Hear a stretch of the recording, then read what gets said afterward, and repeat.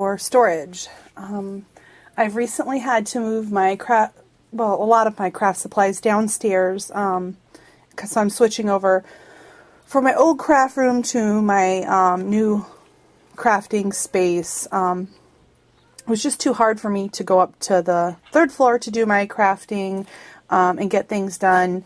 I'd have to go up there late at night, or it was just very inconvenient, so I moved it downstairs, and I don't have a lot of room down here that I used to have. So I had to come up with some creative ways, inexpensive ways to do storage. Plus, I'd rather, make free storage out of cardboard and then use, storage money for crafting supplies. So we'll get started. I did a tutorial recently on my Distress ink pad storage. It also houses other things like my Distress stains, my liquid pearls, my scribbles. I have a lot of different stuff in there as well.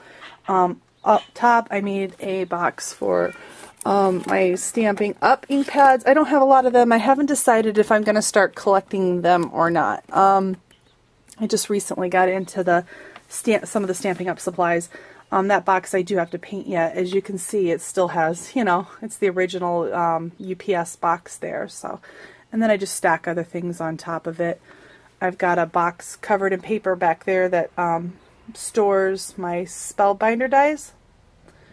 And then we'll go down on the edge of my desk.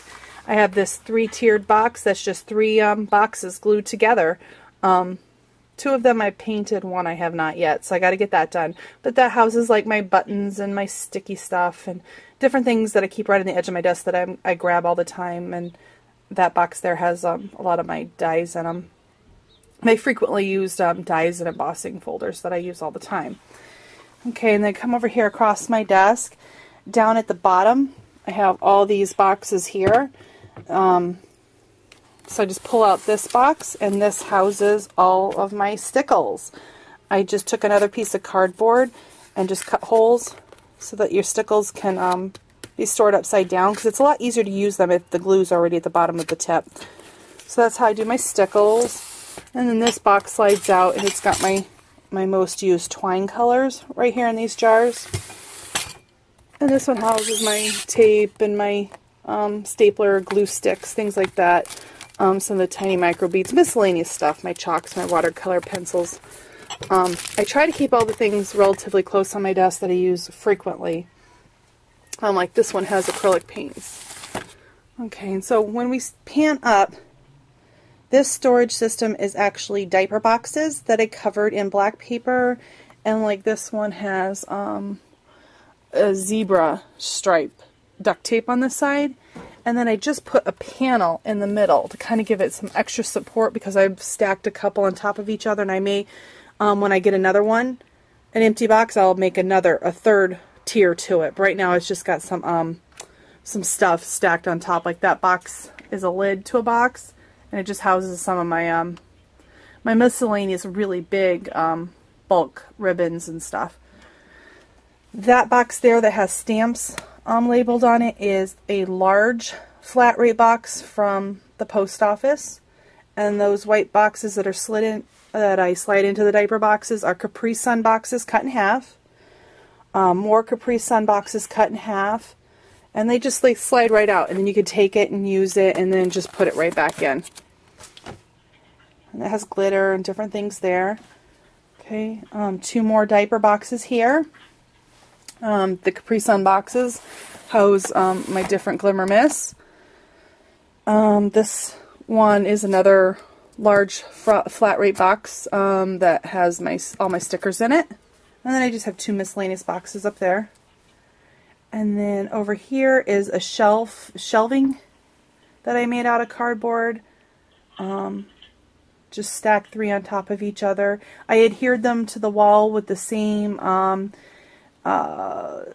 strips that I used for the ink pad storage. And then also, I want to go back over here, try not to make you dizzy. Up there at the top, that is also Capri Sun boxes. That's another shelf that Julie Waters did a tutorial on how to make that, and I have ribbon in that one and some other miscellaneous things up there. But then back down here, where I have all my markers, that's a Capri Sun box too. Julie Waters did the tutorial on how to make it for your ink, your marker storage, because they really need to be laying flat to keep all the ink even, especially their dual tip pens. So you don't want to be storing them, you know, the other way, because then all the ink's going to run to one end of the marker or the other, and then it's not really ready, you know, the ink won't be ready to use. So, and then then over here you can see where I have all the paper. This is large pieces of scrap paper that I use.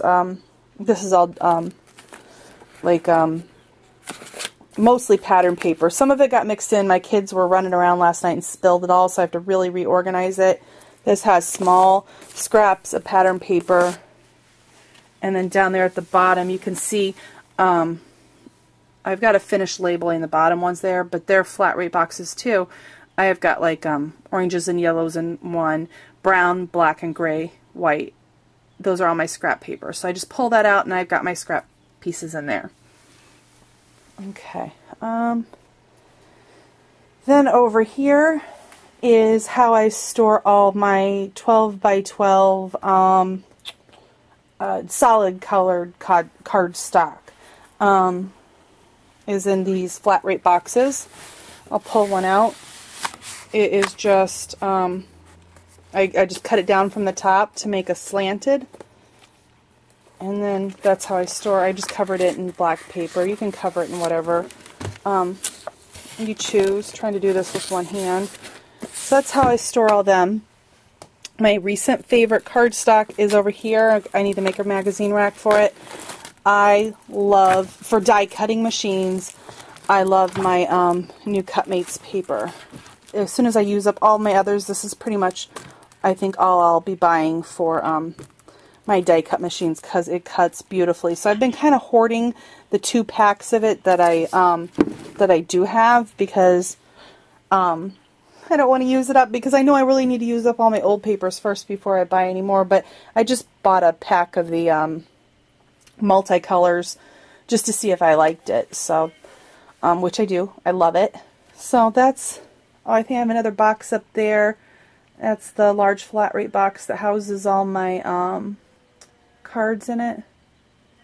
So that's just the cardboard storage. I have lots of other like storage pieces that I had bought in the past, but all my new storage pretty much I've been making out of boxes, and that gives me quite a bit of storage at the back of my desk, and I can then have everything at my fingertips too. It's all right there.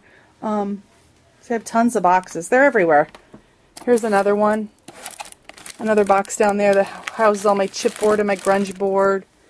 They're just, I don't know, it's my new addiction, I guess, is finding ways to use cardboard boxes. So, well, I hope this gave you guys some ideas on how to make some inexpensive storage solutions just by using up boxes that you might have around the house.